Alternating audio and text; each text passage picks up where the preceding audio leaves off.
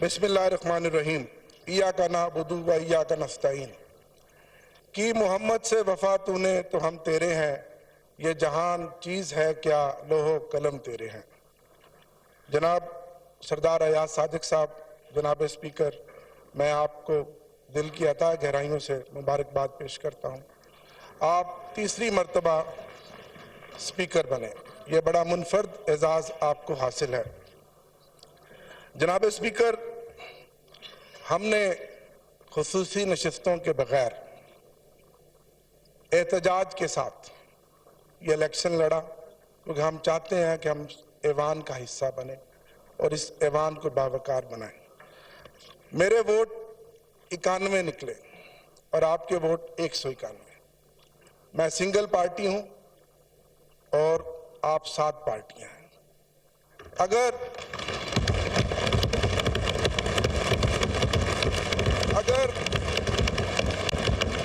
8 फरवरी का जो इलेक्शन हुआ और जो खामोश इनकलाब था, अगर फॉर्म 45 के मुताबिक इस ऐवान में नतीजा आता तो मेरे वोट 225 होते।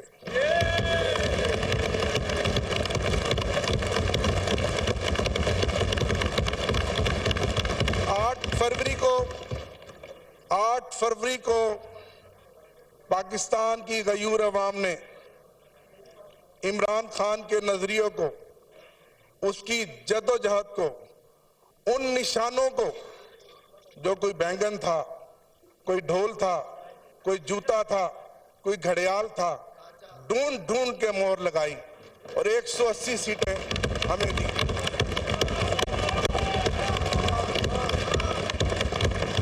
और फिर क्या हुआ? एक इलेक्शन 9 फरवरी को हुआ और आप जानते हैं, आपकी क़यादत जानती है कि फॉर्म 47 के जरिए हमारे मैंडेट पे डाका डाला गया और 80 कौमी असम्बली की सीटें हमसे छीनी गईं। जनाब स्पीकर, अगर वो 180 सीटें हों और हमारी खुसूसी नशिस्तें हों तो आज भी तहरीक इंसाफ इस ऐवान की सबसे बड़ी अकेली सिंगल लार्जर पार्टी है। मैं इस पार्टी का चीफ विप रहा हूं। मुझे फिर खान साहब ने, मेरे कायद ने चीफ विप बनाया। काउंटिंग मेरा काम है, आप जानते हैं। मैं 225 सीटों के साथ आज इस ऐवान में खड़ा हूं।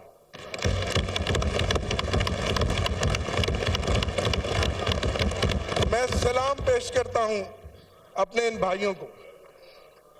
जनाब स्पीकर, 94 सीटों का रिजल्ट हमें दिया गया।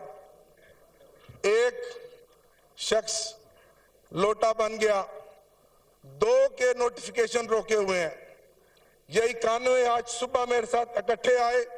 आज सुबह तक इन पर बेपनाह प्रेशर था, दबाव था और आप सब कुछ जानते हैं जो कुछ हमारे साथ साल 1.5 साल से हो रहा है।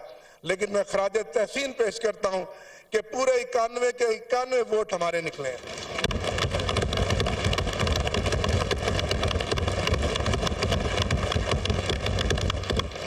बावजूद इसके कि मेरे समेत, जनाब स्पीकर, ये मौजज़ा है कि हम जिस आग के दरिया को अबूर करके आए हैं, मेरे समेत इस ऐवान में इन मेंबरान में से कोई ऐसा मेंबर नहीं है जिसमें कम से कम 10 पर्चे ना हो, कम से कम 10 मुकदमात ना हो। और आप जमहूरियत की बात करते हैं, आप ऐवान की बालादस्ती की बात करते हैं। ठीक कहा मेरे भाई ने, ताकत का सर चश्मा आवाम है। ये सब किताबी बातें हैं, सब नारे हैं। मुझे अपने एक दोस्त की बात याद आ गई कि कितने अफसोस की बात है, यहाँ बहुत सीनियर्स बैठे हैं, कि जिसने कहा नहीं जनाब, इस मुल्क में मैटर वो करता है वोट डालने वाले नहीं, वोट गिनने वाले। और ये साबित हुआ है। वोट डालने वालों के मैंडेट का जहां ना लिहाज किया गया, ना एहतराम किया गया, ना उनकी उस वोट की ताकत के मैंडेट को तस्लीम किया गया, बल्कि जिन्होंने वोट गिने, अगर यही ड्रामा करना था तो इस कौम का 50 अरब रुपया खर्च करने की क्या जरूरत थी? ये तमाशा था। जनाब जनाब स्पीकर, ये इलेक्शन नहीं था, ये सिलेक्शन थी और ये सिलेक्शन ऑक्शन के जरिए की जा रही थी। ये ऑक्शन थी और इस ऑक्शन में जानते हैं मेरे कई सूबों के मेंबरान यहाँ बैठे हैं जिनको पता है कि इस ऑक्शन में बोलियां लगी, उन सीटों की कीमतें लगी और वो कीमतें और वो सीटें बिकी और फिर उन लोगों को करोड़ों रुपए के अवज यहाँ का ऐवान का मेंबर बनाया गया। मेरा दिल दुखता है। मैं एक पॉलिटिकल वर्कर हूं, मैं तीसरी दफा इस ऐवान का हिस्सा बना हूं। कल कहने को तो ये तारफी सेशन था, लेकिन मेरे दोस्तों के चेहरे लटके हुए थे, सोगवार थे, रंग उड़े हुए थे, जमीर मुर्दा थे। कल मुझे कहने दीजिए कि कल का ये सेशन ताजियती सेशन था, ये तारफी सेशन नहीं था, ये ताजियती सेशन था, ये ताजियती सेशन था। आज पूरा मुल्क सोगवार है। इलेक्शन होता है, एक नई चमक आती है, एक रमक आती है, लोगों में एक उम्मीद पैदा होती है कि एक हुकूमत बनेगी, हमारे मसाइल का मदावा करेगी।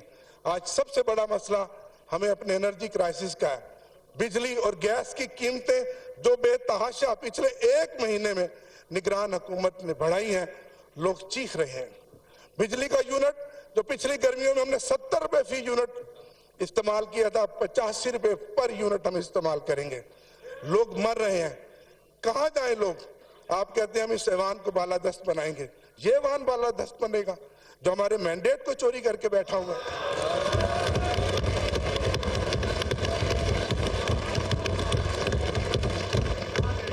जनाब स्पीकर, हमारी जीती हुई सीटों का मैंडेट वापस किया जाए, मेरा आपसे मुतालबा है। आपने 2013 में जो किरदार अदा किया, मैं उसका मुतारिफ हूं।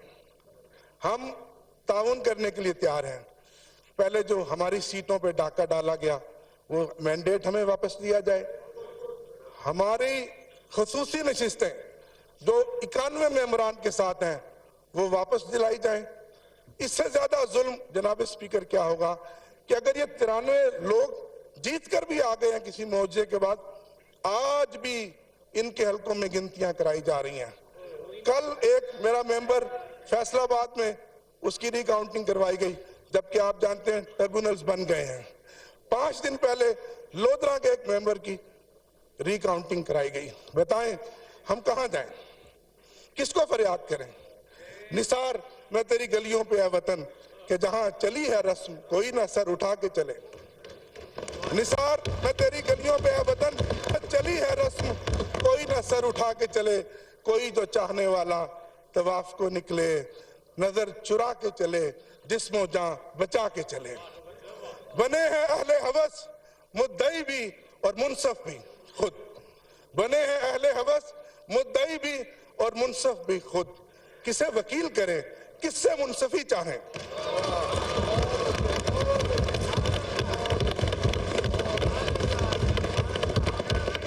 जनाब स्पीकर, मैं इस मौका पर खराज तहसीन पेश करूंगा। खासतौर पे मेरा पैगाम है उन लोगों को जो कहते थे कि इमरान खान के नाम पे कांटा लग गया है। आपने देखा कल और आज, आपने देखा कल और आज इस ऐवान में जो कांटा लगाने वाले आंखें खोल कर देखें। कल और आज इस ऐवान में इमरान खान की तस्वीरों के साथ, नारों के साथ ये ऐवान गूंज रहा है।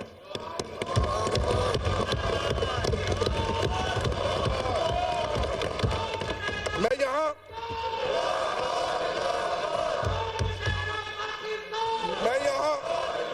यहां खराज तहसीन पेश करूंगा अपने लीडर इमरान खान साहब को।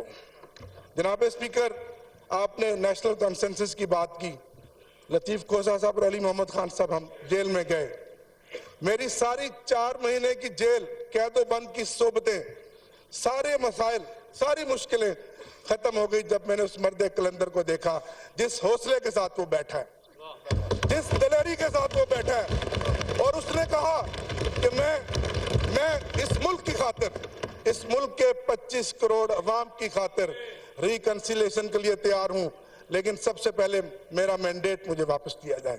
आप अपना किरदार अदा करें, आप किरदार अदा कर रहे हैं, तारीख देख रही है। ये पाकिस्तान आपका भी है, मेरा भी है, हमारे बच्चों का भी है। हमने इस मुल्क को आगे लेकर जाना है। मैं यहाँ अपने वाइस चेयरमैन शाह महमूद कुरैशी साहब को खराज तहसीन पेश करता हूँ, अपने सदर चौधरी परवेज इलाही साहब को खराज तहसीन पेश करता हूँ, और उन खवातीन को आज 10वां महीना हो गया जो सियासी कैदी हैं। डॉक्टर यास्मीन राशिद जो कौमी असम्बली का इलेक्शन जीत चुकी है,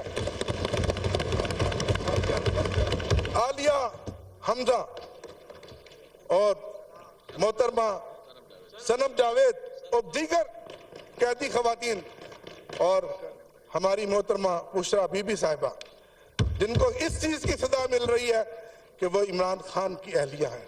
इससे बड़ा जुल्म कभी होगा कि जितनी चादर चार दीवारी की पामाली इन 10-12 महीनों में हुई है, इसकी कोई मिसाल नहीं मिलती। हम पॉलिटिकल वर्कर हैं, मेरा ईमान है कि हाकिमियत सिर्फ अल्लाह की है और अल्लाह अल हक है, और अल्लाह ने दिखा दिया। अगर आप आज भी नहीं मानते और फिर कोई तजर्बा करेंगे तो फिर इस मुल्क का अल्लाह ही हाफिज है। जनाब स्पीकर, बहुत शुक्रिया। मैं इस बात से अपनी बात का इख्तिताम करूंगा। खुदा करे मेरी अर्ज़े पाक पे उतरे वो फसले गुल, खुदा करे मेरी अर्ज़े पाक पे उतरे वो फसले गुल जिसे अंदेशाए ज़वाल ना हो। यहाँ जो फूल खिले वो खिला रहे बरसों, यहाँ खिज़ां को गुजरने की भी मजाल ना हो। यहाँ जो सब्जा उगे हमेशा सब्ज रहे, यहाँ जो सब्जा उगे हमेशा सब्ज रहे, ऐसा सब्ज कि जिसकी कोई मिसाल ना हो। खुदा करे मेरे एक भी हम वतन के लिए, खुदा करे मेरे एक भी हम वतन के लिए हयात जुर्म ना हो, जिंदगी वबाल ना हो। इमरान खान जिंदाबाद, पाकिस्तान पाइंदाबाद। बहुत शुक्रिया। जी शुक्रिया आमिर साहब।